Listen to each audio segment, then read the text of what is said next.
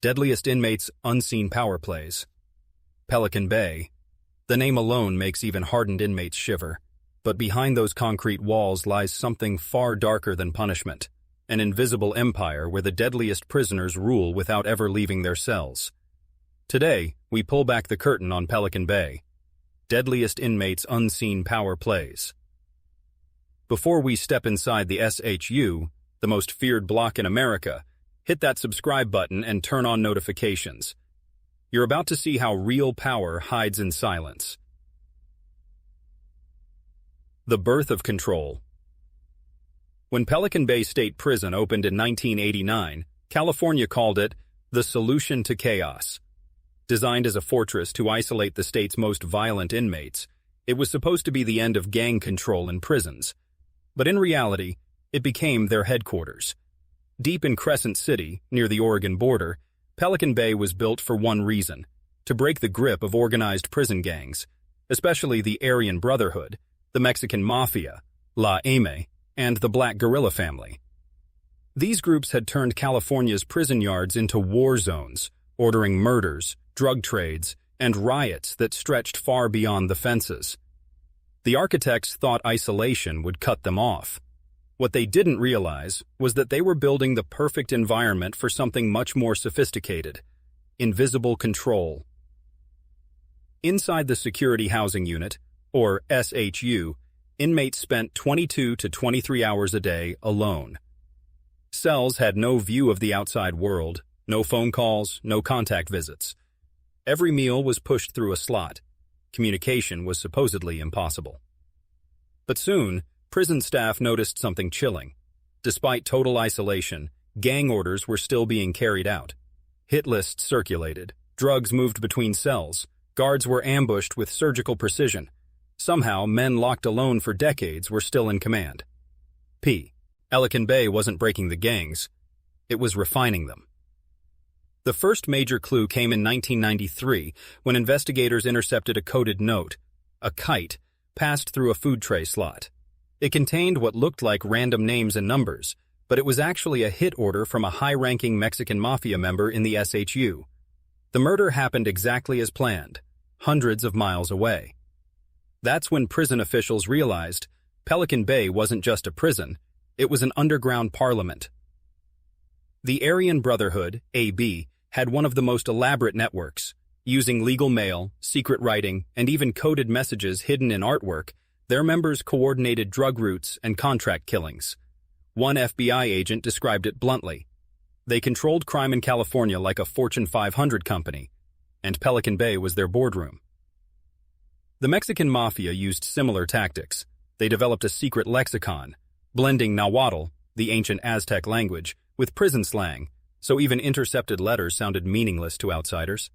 Kites, fish lines, and dead drops became the arteries of this hidden communication system. And the Black Guerrilla Family?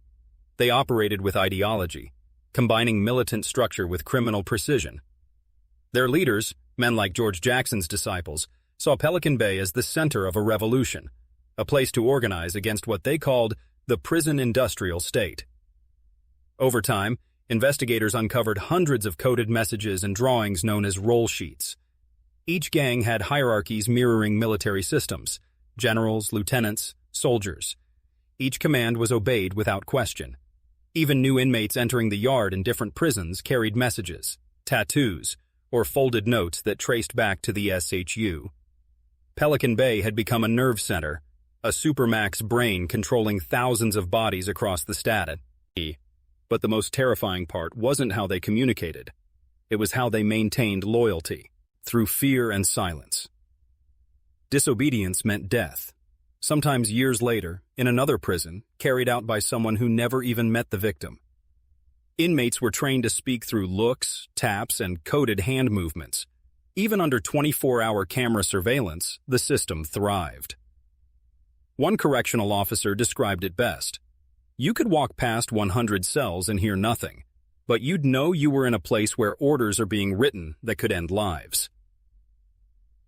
In 1995, after years of investigation, federal agents began Operation Black Widow, a sweeping effort to dismantle these invisible empires. Hundreds of hours of wiretaps and decoded letters revealed the shocking truth. Gang leaders in solitary confinement were controlling multi-million-dollar drug operations and orchestrating hits on the streets of Los Angeles, San Diego, and San Francisco. Even when officers transferred high-ranking members to federal supermaxes, the orders still flowed. Pelican Bay's SHU had proven something terrifying. Total isolation doesn't end power, it concentrates it. And for the next decade, the struggle between the state and the gangs would escalate into psychological warfare. In a place designed to break men, it was the men who learned how to bend the system. And soon their unseen power plays would spill blood, not just behind the walls, but across California itself. The Empire of Silence. In Pelican Bay, silence isn't peace, it's power. By the mid-1990s, investigators realized that the real danger wasn't the noise of riots or shouting in the yard. It was the silence inside the SHU, the kind that vibrated with invisible command. Inside these small 8 by 10 foot concrete cells, men were building empires through the most primitive, ingenious, and terrifying methods ever recorded in a U.S. prison. Pelican Bay's SHU was designed for total isolation. Each prisoner was confined to a single cell with a solid steel door and a narrow food slot. There were no windows to the outside, no contact visits, and only 1 hour of yard time, inside a small caged concrete pen. Conversations between cells were supposed to be impossible, but impossibility never existed in Pelican Bay. The birth of the toilet phone network. Inmates quickly discovered that their toilet systems were interconnected. By draining the water and yelling into the bowl, sound traveled through the pipes, reaching cells dozens of feet away. It became known as the prison telephone. Messages, warnings, and coded discussions flowed freely through the plumbing system, sometimes carrying orders that would later make headlines. Guards later reported hearing voices echoing faintly through the pipes. It wasn't paranoia. It was real communication. An underground web of whispers that kept the gangs connected even when they couldn't see each other. One ex-inmate described it this way. You'd flush twice to get attention. Then you'd shout a message down the line. Sometimes we passed an order from one end of the tier to another, through toilets. The system was so effective that investigators later confirmed gang leaders used it to conduct meetings spanning multiple pods. The California Department of Corrections even attempted to alter the plumbing system, but it was too late. The Empire of Silence had already adapted. The Code of Paper and Blood. When the toilet phones weren't enough, inmates used another weapon, creativity. Messages were written in invisible ink made from milk, lemon juice, or even urine. Gang symbols, hit orders, and financial instructions were disguised in artwork sent out through legal mail, which couldn't be inspected without a court order. One painting of a proud Aztec warrior mailed from Pelican Bay contained a hidden command. Each feather in. The warrior's headdress represented a person to be targeted, and the beads in his necklace spelled names using coded symbols. A week later, 2 inmates were stabbed in Folsom Prison, exactly as the art instructed. The Aryan Brotherhood had their own version, a tattooed language. Small dots, numbers, and runes inked on skin served as maps for gang affiliations, debt, and ranking. Each tattoo was both identity and encryption, a living code carried through generations of inmates. The shot callers and invisible control. By 1996, investigators mapped the entire hierarchy within Pelican Bay's walls. Every gang had shot callers, high-ranking members whose word was absolute. Even though these men were locked alone for decades, their reach was terrifying. They used new arrivals, often young, terrified inmates, as runners. These runners would memorize orders disguised as casual phrases or short poems before being transferred to other prisons. Once inside the general population, they would pass the message along, setting in motion acts of violence hundreds of miles away. One correctional captain recalled, "We realized Pelican Bay wasn't isolating gangs. It was centralizing their leadership. They didn't need phones or visitors. They had loyalty." That loyalty came from years of indoctrination. Each gang operated under a constitution, written, memorized, and enforced through fear. Members took oaths of blood and secrecy. Breaking the oath didn't mean discipline. it meant execution. Operation Black Widow. In the early 2000s, federal authorities launched Operation Black Widow, a multi-agency strike targeting the Mexican Mafia and Nuestra Familia. Agents discovered that some of the most violent orders, murders, drug trafficking, and extortion, were being orchestrated by inmates housed in Pelican Bay's SHU. They communicated through coded letters, hidden notes in Bibles, and even messages disguised as love letters to girlfriends. One intercepted note, written in Romantic Spanish, was decoded to reveal an instruction to assassinate a rival gang leader in San Jose. The hit was carried out within days. When the FBI raided homes across California, they found ledgers listing taxes collected from street gangs, proving the SHU had become a financial command post for the entire criminal underworld. Even while locked away for life, the hermanos and carnales of La M had found a way to thrive. Life in the SHU. For the average inmate, life in the SHU meant sensory death. 23 hours alone, 1 hour of exercise inside a windowless cage. No physical contact for years. No sound except the distant echo of chains. But for the gang leaders, the generals, this silence was their battlefield. They played psychological chess with guards. They studied correctional officers' routines, learned their weaknesses, and even manipulated them into smuggling contraband. Some COs were seduced by money. Others were blackmailed after being caught in minor rule violations. One officer later confessed, "They'd been in there longer than I'd been alive. They knew how to read people better than we could read them." The SHU was supposed to crush the human spirit, but instead, it forged a new kind of discipline. Every movement, every breath, became ritual. Some inmates meditated for hours, others trained their bodies relentlessly. They sharpened their minds through reading law books, philosophy, and history. They weren't just surviving, they were preparing. The Whisper Network expands. By 2005, communication methods had become almost invisible. Messages were smuggled through attorney-client mail, photographs, and even Bible verses. Guards intercepted letters that looked like scriptures but were actually written in a substitution cipher where each verse number corresponded to a letter. One coded message read, Psalm 7:12, which, when decoded, meant target. Another, Proverbs 6:18, translated to move tonight. The silence of Pelican Bay had evolved into something almost supernatural, an unseen network stretching across prisons, counties, and streets. They said isolation would kill the gangs, but all it did was make them smarter, deadlier. The men inside Pelican Bay learned how to command the outside world without making a sound. The blood economy. Pelican Bay was built to cage the worst of the worst, but what they built instead was an invisible stock exchange, where blood, drugs, and loyalty were the currency. By the early 2000s, investigators uncovered something shocking. The deadliest inmates in Pelican Bay weren't just orchestrating violence. They were running businesses. Inside cells barely big enough to stretch their legs, they controlled a shadow economy stretching from California's prison yards to the streets of Los Angeles, San Jose, and Bakersfield. Every ounce of heroin, every bag of meth, every extorted tax on street gangs, it all funneled back to names written in the margins of coded letters inside Pelican Bay. The hidden financial system. Every gang had its own revenue model, a structured economy that mirrored legitimate organizations. The Mexican Mafia collected what they called la renta, rent, a mandatory tax imposed on all Latino gangs operating in Southern California. Even independent dealers had to pay tribute, usually 10% of their drug profits. Failure to pay was a death sentence. The Aryan Brotherhood, predominantly white, controlled drug trafficking routes and protection rackets.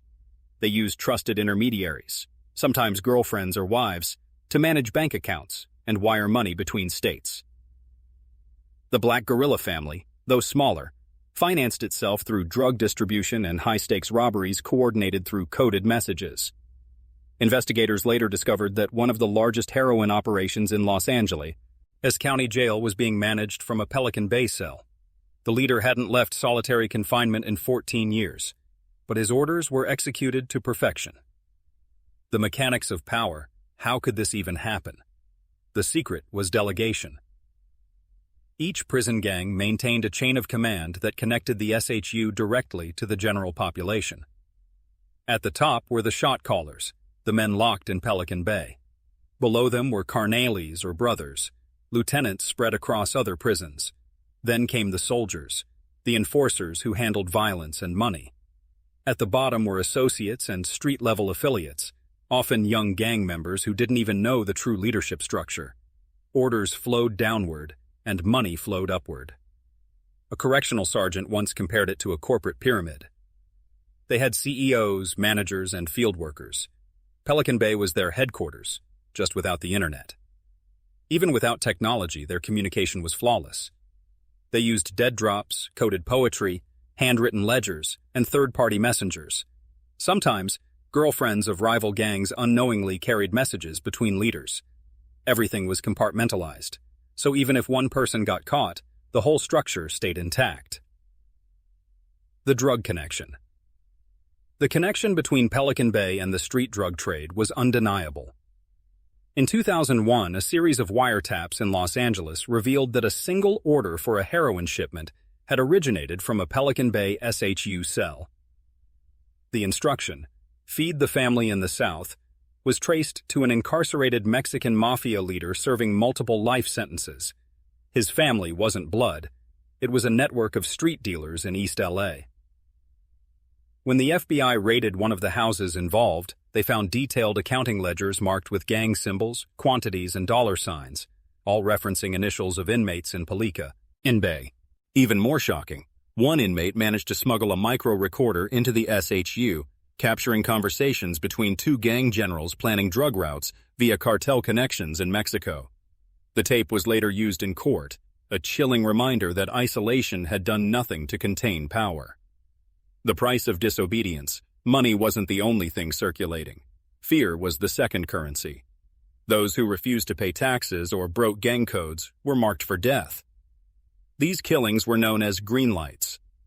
Once a name was greenlit by a shot caller in the SHU, it meant open season. Anyone affiliated with that gang in any prison had the right and obligation to carry out the hit.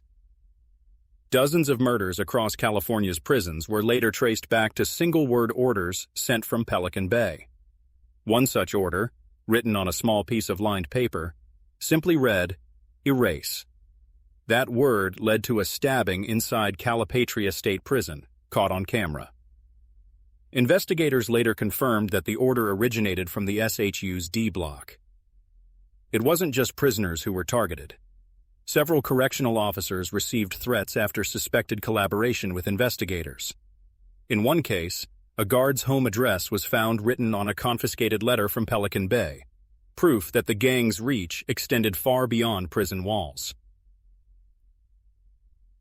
Loyalty in the dark. Despite years in isolation, loyalty to these unseen leaders remained absolute. Some inmates would rather die than betray the chain. When questioned by investigators, many refused to speak, invoking an unbreakable code known as the silence of the carnal. Snitching was a death sentence.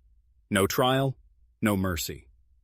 An FBI debrief report revealed that one inmate, terrified for his life, begged to be placed in protective custody after being suspected of cooperating. A week later, he was found dead, strangled with a sheet, the word rat carved into his chest. The message was clear. Even if you survive Pelican Bay, you don't escape its control. The money trail. In 2006, federal agents finally began piecing together the financial web connecting street crime to Pelican Bay. Money transfers, wire receipts, and Western Union slips all pointed back to relatives and girlfriends of SHU inmates. Some transactions were cleverly disguised. Payments for art commissions, legal fees, or consulting services. One officer described a letter that appeared to be a birthday card, but concealed a microdot with banking instructions for a six-figure drug deal. When decrypted, it contained wire codes, drop locations, and an exact breakdown of profit distribution. What made it more disturbing? These men were officially cut off from society, yet they were moving more money and commanding more loyalty than gang bosses on the streets. The state strikes back. By the late 2000s, California's Department of Corrections, in partnership with the FBI, decided to escalate their war against the SHU's unseen economy. They implemented the Step-Down program, a system designed to isolate gang leaders further and incentivize cooperation. Those who renounced their gang affiliations could transition out of the SHU over time. But the plan had a dark flaw. Many inmates falsely claimed to defect, only to continue operations from less restrictive units. Some even used their new privileges, phone calls and visits, to expand their communication reach. A federal warden later remarked, "We underestimated their patience. They think in years, not days." In a world stripped of everything, freedom, family, sunlight, power became the only thing left to fight for. And inside Pelican Bay, the fight for power meant controlling life, death, and dollars without ever touching the outside world. But this blood economy was built on something even deeper: belief. The inmates weren't just fighting for money, they believed they were soldiers in a cause, a war that turned into a rebellion, the rebellion within. In 2011, the silence that had ruled Pelican Bay for over 2 decades finally broke. But it wasn't shattered by violence, it was broken by hunger. For years, California's Department of Corrections believed the SHU, the Security Housing Unit, had tamed the gangs, but in reality, the men inside had been planning something different, something no one expected from America's most feared inmates: a peaceful rebellion. It began with whispers through the pipes, then coded letters, then quiet nods exchanged during the 1 hour of daily yard time inside the concrete dog cages. Dozens of inmates, rivals for decades, started to communicate across racial lines.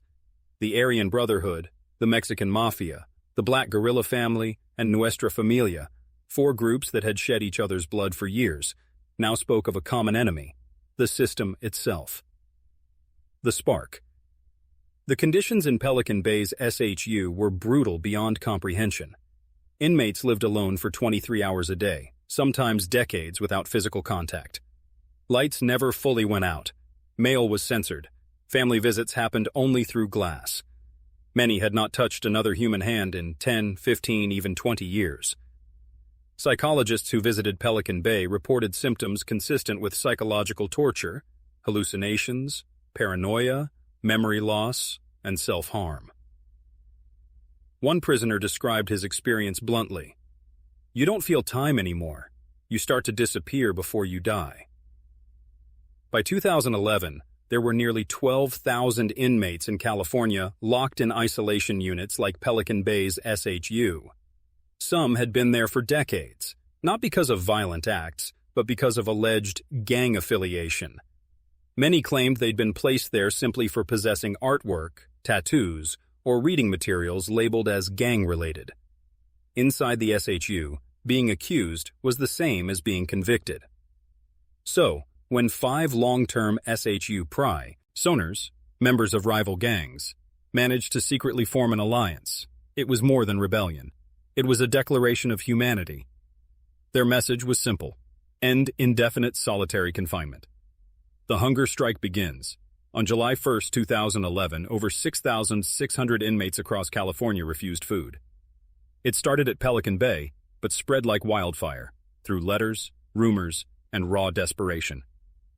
For the first time in California history, inmates from every race and background stood together in protest.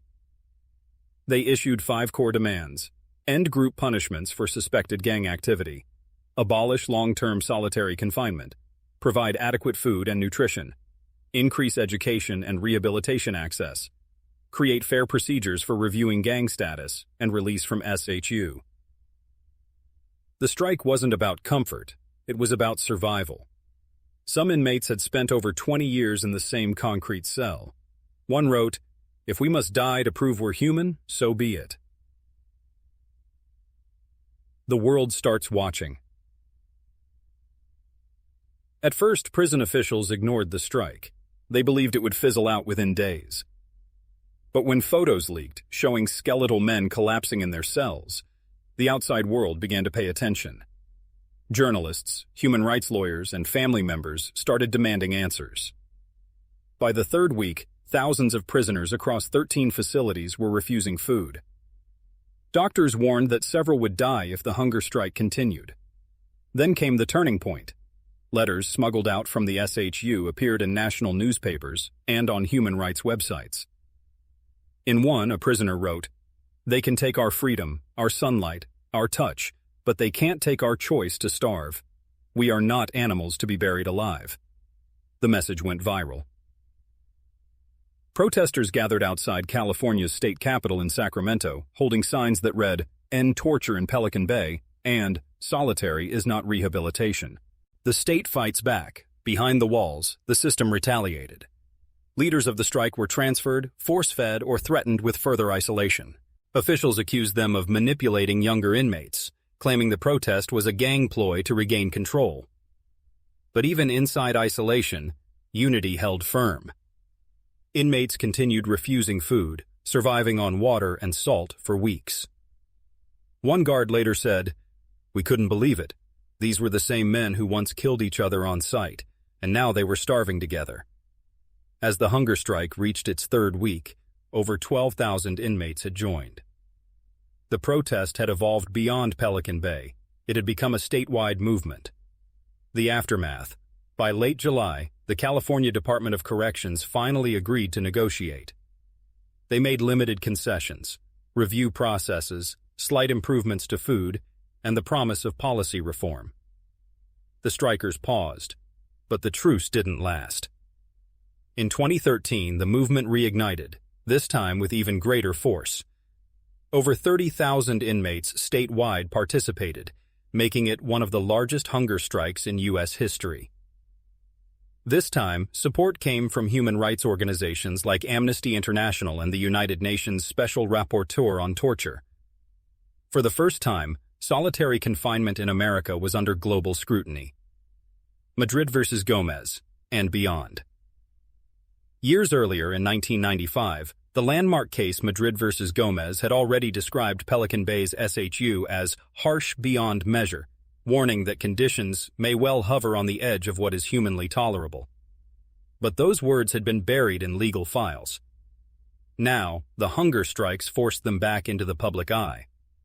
Families of inmates testified before courts. Psychologists presented evidence of permanent mental damage.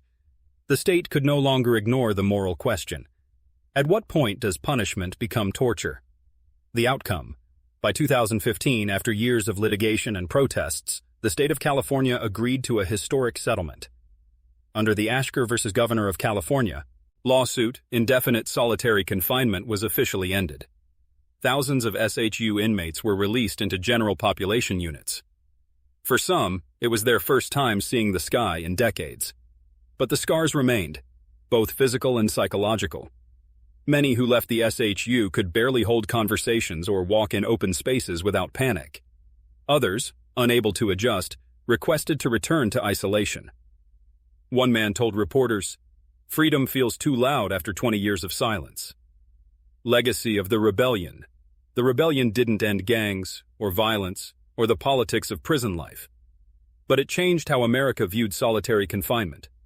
Pelican Bay had once been the symbol of ultimate control. Now it became a symbol of resistance. The inmates who led the hunger strike weren't seen as heroes by all. Many were convicted murderers, gang leaders, and dangerous men. But in that moment, they revealed something the system never expected. Even in the darkest pit of punishment, the will to fight for dignity can survive. They built Pelican Bay to bury power, but inside those walls, they discovered a power no one could cage: the human will. They built Pelican Bay to bury power, but inside those walls, they discovered a power no one could cage: the human will.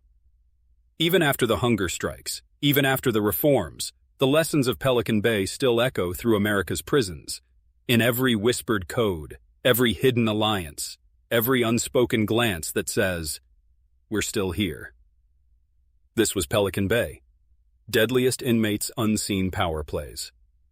A world built on control, fear, and silence, where the most dangerous weapon was never a shank, it was influence. This was Pelican Bay.